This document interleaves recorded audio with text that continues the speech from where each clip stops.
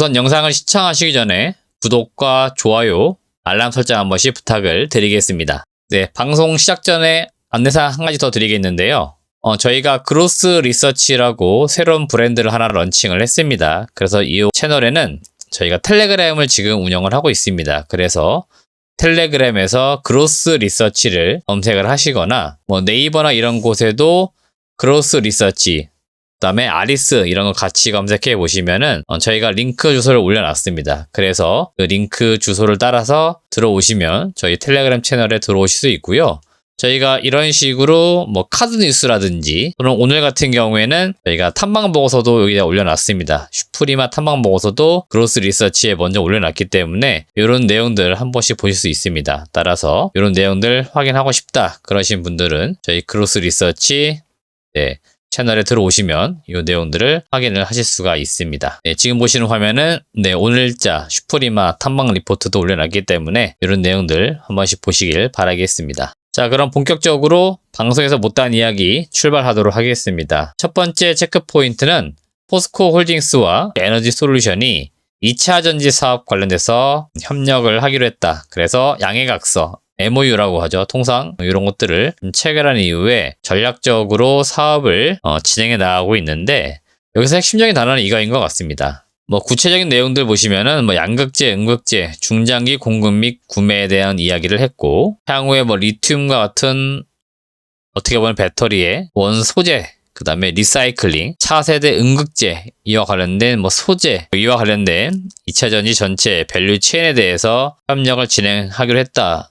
이렇게 나와 있지만 핵심적인 내용은 이거입니다. 안정적인 공급망 구축 관계를 공고히 했다는 점입니다. 이게 지금 왜 중요하냐면 지금 코로나 시대를 좀 겪으면서 한때 공급의 병목 현상 이런 이슈들이 지금 발생된 적이 있었고 지금도 일부 그런 현상들이 나타나고 있습니다. 그래서 배터리를 만드는 업체 입장에서 볼 때는 좋은 소재를 꾸준히 안정적으로 받고자 합니다. 반면에 소재 업체는 여러 배터리 업체에게 좋은 제품을 많이 공급하고자 합니다. 상호 간에 이런 니즈가 있기 때문에 이쪽도 그렇고 포스코 같은 경우에도 양극재나 음극재 이와 관련된 소재를 앞으로 꾸준히 공급을 해야 될 공급처가 있어야 되기 때문에 그런 측면에서 이런 계약을 맺은 것으로 보이고요.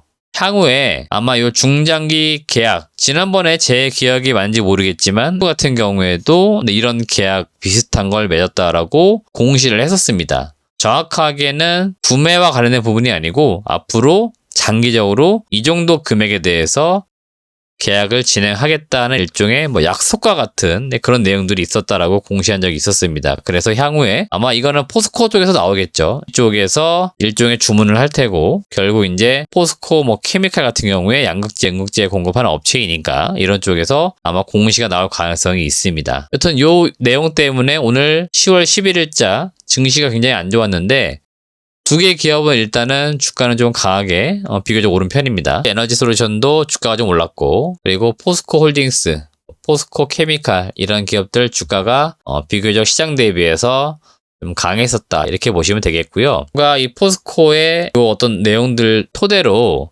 향후에 여러 가지 시나리오를 우리가 그려볼 수도 있습니다. 대표적으로 삼성 SDI는 지금 에코프로랑 계속적으로 굉장히 공고히 해 나가고 있고, 그 다음에 리사이클링 사업, 그 다음에 원소재단, 통상 우리가 전구체라고 부르는데 이런 것들도 지금 직접 공급받아서 양극재를 만들고 양극재를 다시 배터리 업체에 납품하는 이런 어떤 구조적인 부분들, 그러니까 밸류체인 형성이 앞으로는 더욱더 심하게 강화될 것 같습니다. 그래서 서로 간에 좋은 쪽으로 시너지를 낼 수 있는 쪽으로 더욱 친밀히 지내는 이런 쪽의 움직임들이 분명히 나온다 이렇게 보시면 됩니다. 그래서 2차 전지 소재와 관련돼서 제가 좀 큰 틀에서 투자 전략을 말씀을 드리면 오늘 일진 머티리얼들도 지금 롯데케미칼이 인수한다 이런 공시도 좀 나왔었는데요.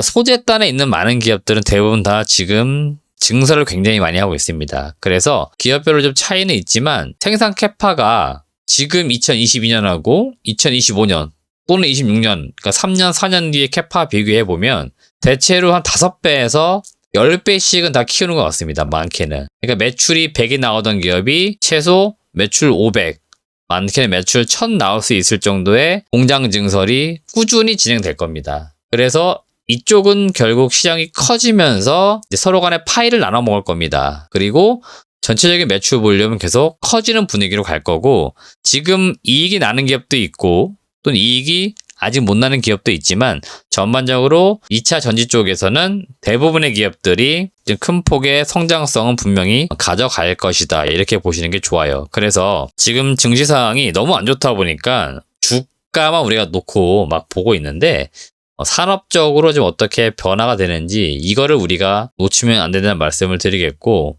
개인적으로 이제 에코프로나 와 같은 양극재 기업을 상당히 좋아하는데, 그 중에서 에코프로 BM 주가만 놓고 봤을 때는 최근에 굉장히 다시금 좋은 매수 기회를 주고 있다, 이런 느낌을 받고 있습니다. 이거는 단순히 지금 매수해서 뭐 언제 판다 이런 계획보다도 꾸준히 매입하기에 좋은 가격대에 지금 와 있다는 겁니다. 그러니까 증시가 지금 안 좋기 때문에 에코프로나처럼 양극재 같은 기업들은 꾸준히 성장할 것으로 기대가 되니까 지금 충분히 우리가 매수해서 가져가야 되지 않나, 그런 생각을 가지고 있기 때문에 월 적립식으로 투자하시는 분들, 분할로 꾸준히 현금 흐름이 괜찮게 들어오시는 분들, 이런 분들은 지금 한 번 정도는 2차 전지 소재 업체들 분명히 관심을 한번 가져보십시오. 작년에는 굉장히 주가가 비쌌습니다. 못 샀어요. 비싸서. 지금은 굉장히 싸졌습니다. 그러니까 그런 걸 한 번씩 우리가 생각해 보자, 이런 말씀 드리겠습니다.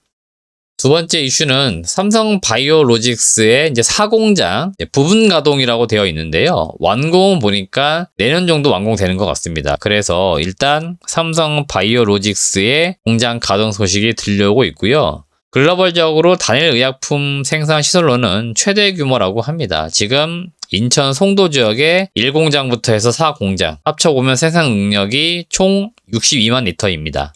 여기서 뭘 생산하는지는 여러분들이 모른다 하더라도 단순히 요 생산 캐파, 요걸 한번 보십시오. 4공장이 완공되면 25만 리터가 추가된다라고 보시면 됩니다. 그래서 합쳐보면 총 62만 리터이니까 의약품 만들어 달라고 삼성 바이오로직스를 찾아가서 제약사들이 이 약 좀 우리도 만들어 주십시오. 그러면은 삼성 바이오로직스는 그거를 이제 만들어 주는 겁니다. 그래서 그 능력치가 계속 커지고 있는 거죠. 그래서 글로벌적으로 지금 시장 점유율 보시면 약 30%, 그러니까 전 세계에 나오는 약의 생산량의 대략 한 30%를 삼성 바이오로직스가 대신 만들어준다. 위탁 생산이니까 그렇게 보시면 됩니다. 따라서 상당히 좋은 이슈라고 보시면 되겠고, 삼성 바이오로직스의 시장에서 주문하는 부분들이 있습니다. 뭐냐면은 미국과 유럽 쪽, 그러니까 본토에 생산 시설을 지어줬으면 좋겠다, 아마 그런 이야기들이 꾸준히 제기가 되고 있습니다. 그래서 여기 지금 대표이사도 여기 보시면 적절한 시점을 기다리는 중이다, 이렇게 표현해 놨습니다. 그러니까 투자는 할 건데 그 시점적인 부분들을 기다리고 있다, 이런 이야기를 하고 있기 때문에 미국이나 유럽에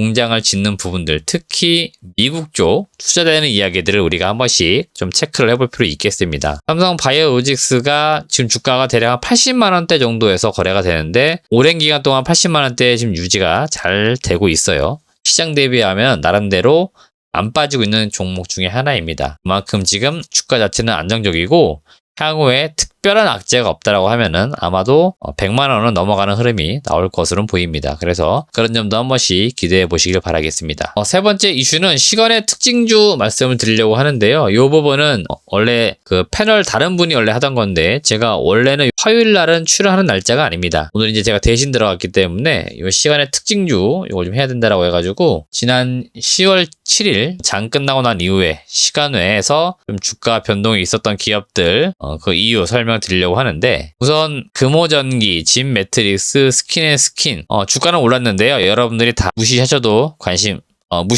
관계 없겠습니다. 지금 현재 그렇게 썩 좋은 상황들이 아니고요. 그나마 관심 있게 봤던 기업이 SKC였습니다. SKC가 시간 외에서 3.35% 상승 마감을 했습니다. 여기서 나온 내용이 뭐냐면 1662억 정도 자사주 매입을 한 건데, 이 자사주 매입 공시는 여러분들 이렇게 해석을 하셔야 됩니다. 이 회사의 시가총액의 규모가 얼마인데 얼마 정도의 자사주를 매입을 하는지, 또는 하루 일 거래량이 얼마 정도인데 전체적으로 얼마 정도의 금액을 매수하는지, 이런 게 중요한 겁니다. 비율이 중요한데 제가 볼 때 시총 대비 5%니까 비율은 제가 볼 때 적지는 않습니다. 많은 금액을 매입을 하겠다라고 공시한 내용인데 오늘 주가가 썩 반응이 좋지가 않았습니다. 그 이유는 여기에 있는 게 아니고요. 기존에 하고 있던 사업 내용에 있어서 약간의 좀 일부 노이즈가 좀 나온 것 같습니다. 물론 안 좋은 얘기는 아닙니다. SKC가 이제 동박을 만드는데요.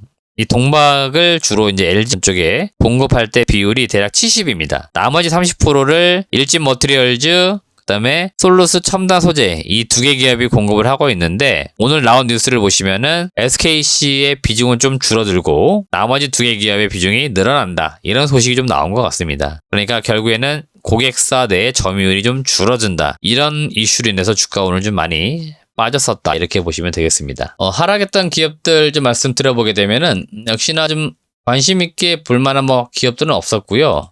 요 인바이오제는 보니까 가상화폐 이제 관련주로 분류가 되는데 제가 마지막까지 확인은 못했지만 오늘 하한가 일단 들어간 것으로 보이고요. 여기 보니까 이제 빗썸 관련된 회사로 알려져 있는데 빗썸 관련된 회사 여러 곳을 압수수색을 했다 이런 소식이 전해지면서 이 시간에서 많이 하락을 했는데 오늘 장 중에 아마 하한가 들어간 것으로 보입니다. 그래서 악재 이슈 때문에 좀 주가가 빠졌다 이렇게 보시면 되겠고 버키 스튜디오도 지금 주가가 굉장히 많이 빠진 것으로 보입니다. 앞서 제가 장중에 봤을 때 거의 두 자릿수 이상 큰 폭으로 떨어지고 있었기 때문에 꽤나 좀 많이 빠졌다 이렇게 보시면 되겠고요. 요 윈팩 같은 경우에는 후공정 패키징 업체인데요. 장 마감 금요일날 8.9% 상승을 했다가 시간에서 5% 하락 마감을 했습니다. 그리고 장이 종료된 이후에 공시된 내용을 보시면 3자 배정 유상 증대를 했습니다. 통상 3자 배정 유증을 했을 때는 주가가 급등하는 연선이 나왔었는데 이 기업은 일단은 좀 빠졌던 게 약간 의외다 이렇게 보실 수 있겠습니다. 그러니까 평소에 어떤 공시처럼 이야기되는 것들은 3자 배정 시에는 주가가 급등을 하는 경우들이 많았는데 이번에는 좀 빠진 케이스다라고 보시면 되겠고 3자 배정 대상자도 이상한 기업이 아닙니다. 반도체라고 시스템 반도체 쪽에서 나름대로 수익이 나는 기업이에요. 그래서 재무구조도 좀 탄탄한 기업이 들어왔는데도 오늘 좀 빠졌던 부분들 이게 약간 의외다 이렇게 보시면 되겠습니다. 제너포커스는 지금 롯데가 인수한다는 이야기 계속되고 있습니다. 사업 경쟁력 강화를 위해서 여러 가지 검토 중인데 아직 확정된 바는 없다. 이런 소식 전해지다 보니까 시간 내에서 4.7% 정도 하락 마감한 게 특징이었다 이렇게 보시면 되겠습니다. 오늘 방송 중 이제 공략주라고 하긴 좀 그렇지만 SKC를 말씀을 드렸습니다. 알고 있던 투자 포인트 여러분들 다 아시는 내용들입니다. 실적은 3분기에는 썩 좋지는 않습니다만은 역시나 동박 쪽은 상당히 좋다. 이거 보시면 되겠고요. 동박 매출이 앞으로 계속 늘어난다. 이게 사실은 SKC의 주요한 투자 포인트입니다. 그래서 이런 걸 중점적으로 보시길 바라겠고요.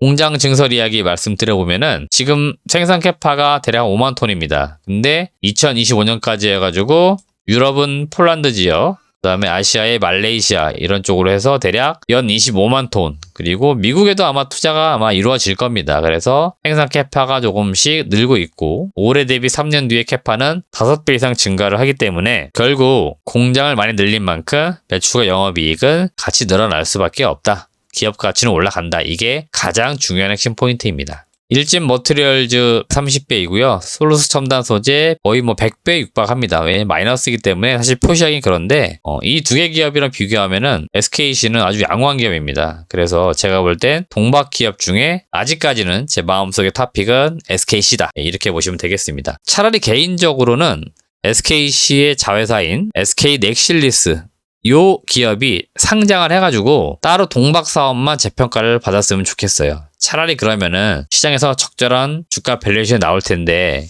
SKC가 지금 지주사면서도 사업회사, 기존 사업과 신규 사업이 합쳐져 있어가지고 이게 역시 밸류가 상당히 혼재가 되어 있는 기업입니다. 그래서 사실은 그 핵심적 사업에 대한 내용들 이런 건 따로 떼서 그냥 상장을 시키는 게 좋겠다 이런 생각도 가지고 있는 기업 중에 하나입니다. 네, 이상으로 10월 11일 방송에서 못다한 이야기 말씀을 드렸습니다. 제가 세부적 내용들 좀 더 설명을 드리느라고 시간이 좀 오래됐는데요. 제 말씀을 들어보시고 한 번씩 또 고민해 보시길 바라겠습니다. 제 말이 모든 게 정답은 아닙니다. 하나의 투자의 아이디어고 제 의견이니까 이렇게 참고해 주시고 여러분들의 또 좋은 생각이나 의견이 있으시면 항상 댓글도 달아주십시오. 이런 게 상호간에 또 보시는 분들 간에 다 도움이 되는 내용들입니다. 그리고 보완제 역할을 하는 내용들이니까 다양한 의견, 다양한 아이디어가 있으시면은 댓글 같은 것도 달아주시길 바라겠습니다. 시청해주신 여러분 고맙습니다.